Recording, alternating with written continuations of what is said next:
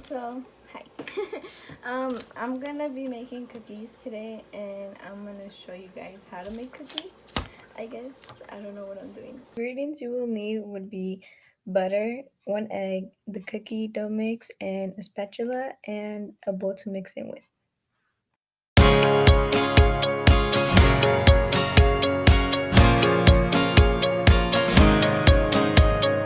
By the way, I did wash my hands before starting all of this, so remember, wash your hands.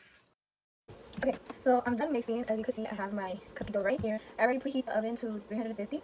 So now I'm gonna roll these up in little circles and put them on this tray. I'm gonna spray some cookie oil, and then I'll show you guys the results.